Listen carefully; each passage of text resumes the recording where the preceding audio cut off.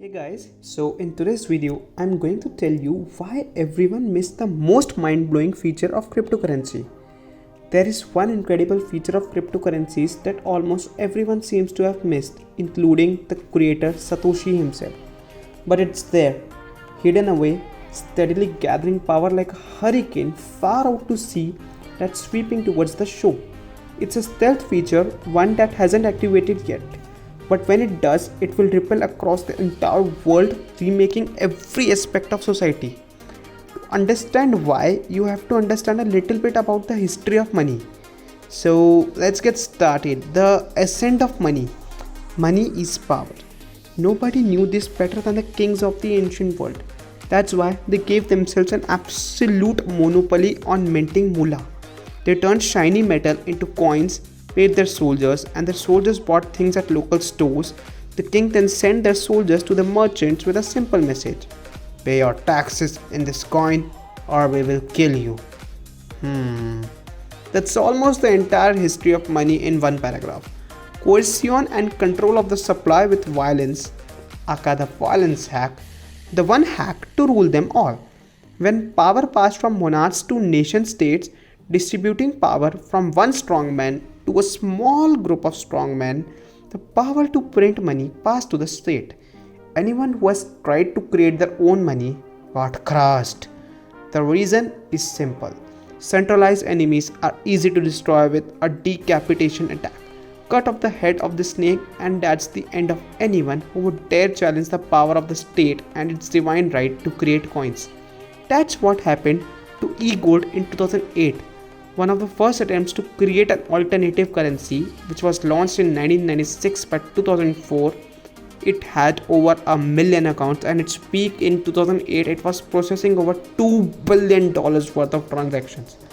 The United States government attacked the four ledgers of the system, bringing charges against them for money laundering and running an unlicensed money transmitting business. In the case United States of America, e-gold Ltd. et al., it destroyed the company by bankrupting the founders. Even with life sentences for the ringleaders, it was all game over. Although the government didn't technically shut down e-gold, practically it was finished. Unlicensed is the key word in their attack. The power to grant a license is monopoly power. E-gold was free to apply for interstate money transmitting licenses. It's just that they were never going to get them. And of course, that put them out of business. It's a living, breathing catch-22, and this is how it works every time. Kings and nation states know the real golden rule. Control the money and you can control the world. And so it's gone for thousands and thousands of years. The very first emperor of China, whose name was Qin Shi Huang. Qin Shi Huang, which ruled from 260 to 210 BC, abolished all other forms of local currency and introduced a uniform copper coin. That's been the blueprint ever since. Eradicate alternative coins, create a one coin to rule them all, and use brutality and blood to keep that power at all costs. In the end, every system is vulnerable to violence. Well, almost everyone. The Hydra. In decentralized system, there is no head of the snake. Decentralized system are a hydra. Cut off one head and two more pop in to take its place. In 2008, an anonymous programmer working in a secret figured out the solution to the violence hack once and for all when he wrote, "Governments are good at cutting off heads of centrally controlled networks like Napster. But pure P2P networks like Brunella and Tor seem to be holding their own." And the first decentralized system of money was born, Bitcoin. It was explicitly designed to resist coercion and control by centralized powers. Satoshi wisely remained anonymous for that very reason. He knew they would come after him because he was the symbolic head of Bitcoin. That's what happened every time someone has come forward claiming to be Satoshi, or when someone has been outed by the news media as Bitcoin's mysterious creator. When fake Satoshi Craig Wright came out, Australian authorities immediately raided his house. The official reason is always spurious. The real reason is to cut off the head of the snake. I hope you are understanding the meaning of this. As Bitcoin rises in value, the hunt for Satoshi will only intensify. He controls at least 1 million coins that have never moved from its original wallets. If we see Chris Dixon is right and Bitcoin rockets to $1 lakh a coin, those million coins will shoot up to $100 billion. If it goes even higher, say a $1 million a coin, which can happen in 10 years, that would make him the world's first trillionaire, and that will only bring the hammer down harder and faster on him. You can be 100% sure that Black Ops units would be gunning for him around the clock. Wherever he is. Wherever he is. Wherever he is.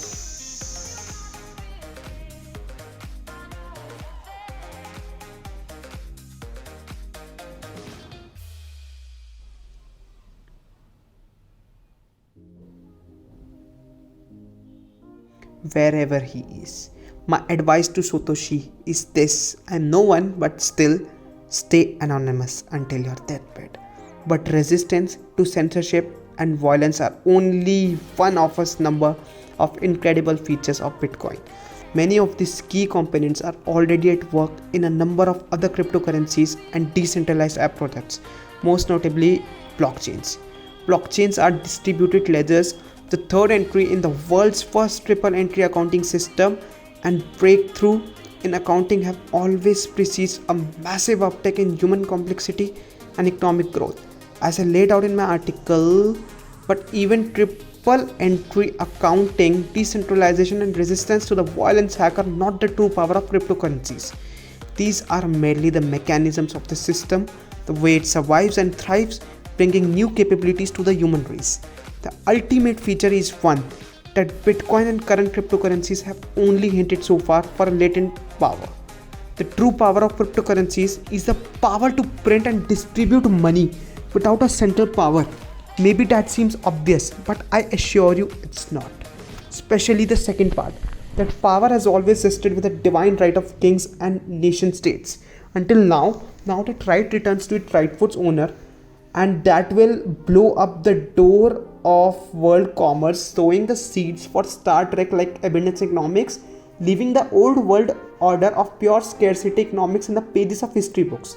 There's just one problem. Nobody has created the cryptocurrency we actually needed just yet. You see, Satoshi understood the first part of the maxim, the power to print money. What he missed was the power to distribute that money. The second part is actually the most crucial part of the puzzle. Missing it created a critical flaw in the Bitcoin ecosystem. Instead of distributing the money far and wide, it created central bankers for an unelected group of miners. These miners play havoc with the system, holding back much needed software upgrades like SegWit for years and threatening pointless hard forks in order to drive down the price with FUD and scoop up more coins at a depressed price. But what if there was a different way? What if you could design a system that would completely alter the economic landscape of the world forever? The key is how you distribute the money at the moment of creation. And first, to recognize this opportunity and put it into action will change the world. To understand why, you have to look at how money is created and pushed out into the system today. You have to understand what is the Great Pyramid. Today, money starts at the top and flows down to the everyone else. Think of it as a pyramid. In fact, we have a famous pyramid with a third eye on the dollar itself. One of the most glitched arguments against Bitcoin is that it's a Ponzi or pyramid scheme. It's a pyramid scheme that will rest on the original creators of the system, roping in as many suckers as possible, paying them for enrolling people in the system rather than by offering goods and services. Eventually, you will run out of people to bring in and the whole thing collapses like a house of cards. A Ponzi scheme is basically the same. Like the house of cards, it will also collapse the same way. In that, you dupe the original investors with fake returns on their initial investments, a la Bernie Madoff, and then get them to rope in more suckers because they are so much agitated by the huge returns. The irony, of course, is that the fiat currency, the government printed money like the yen or US dollar, is closer to a pyramid scheme than Bitcoin. Why? because fiat money is minted at the top of pyramid by central banks and then trickled down to everyone else.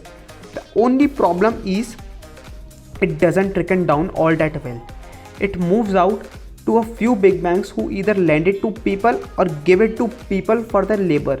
In fact, having a job or getting a loan are the primary methods that people at the bottom of the pyramid get any of the money. In other words, they trade their current time with a job or their future time with a loan for that money. It's just that time is a limited resource and they can only trade it for so much of it before it runs out. Think of it like economics. Think of this economics as a game. Everyone in this system as a player who are looking to maximize their advantage of the team, a company, which can be their family or friends, to get more of the money. But to start the game, you need to initially distribute the money or nobody can play. Distributing money will set you to the playing field. Now if you were in charge of the money, how would you distribute it to the network? You would want to keep as much of it for yourself as possible.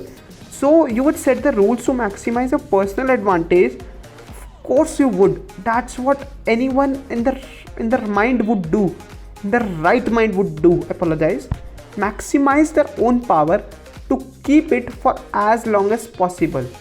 So from the top down, it will maximize the advantage of the kings and mobs at the top. Unfortunately, that means most of the money never really leaves the top. It stays right there as wasted and frozen potential that's never realized. There is little to no incentive for the money to move. Since money is power, hoarding it is literally holding more power and nobody would willingly give up that power. In other words, the game is rigged. What we need is a way to reset the game. For example, we could pass a law like a universal basic income that would give everyone a stream of money, pushing it out across the entire playing field and giving more people a chance to participate in the system. If more people can participate, we can unlock all kinds of hidden and untapped value. How many great inventors never managed to create their next breakthrough because they were stuck driving a bus 7 days a week to feed their family with no hope of free time or any clear path to digging themselves out of debt? How many great writers went to their graves never having written their great novel? How many budding scientists never discovered the cure to cancer or heart disease? The problem with all of the plans before now, from UBI to socialism, high taxes on the rich to spread the wealth across the game, is that to redistribute the money after it's already been distributed is nearly impossible. The people with that money rightfully resist its redistribution, and as Margaret Thatcher said, the trouble with socialism is that eventually you run out of other people's money. But what if the money is not already distributed? What if we don't have to take it from anyone at all? That's the missed opportunity of all days of today's cryptocurrency. Cryptocurrencies are creating new money, and unlike credit markets which only pretend to expand the money supply by lending it out 10x with fractional reserve lending, cryptocurrencies are literally printing money. And they aren't loaning it to people, they are giving it to them for the service to the network. In easy words, it's like micro loans without the loans. Okay, so because everyone is eventually drafted, everyone's get paid in essence, creating a UBI right now. If you think about it like this, like if you can come up with dozens, and you don't get caught up with thinking the only way to do this is with an ID. Lots of work to randomly draft miners without that too. The key is to free your mind of the Satoshi box and think out of the box, think different. What we really need right now is to completely gamify the delivery of money and distributing it far and wide at the moment of creation. In other words, we miss the real power of Satoshi's creation, the distribution of money. So those who will join this network and help it grow will thrive and flourish with it. It will amplify their own value, making it grow even faster than any point in history. Every ounce they give it to the system will magnify their own rewards.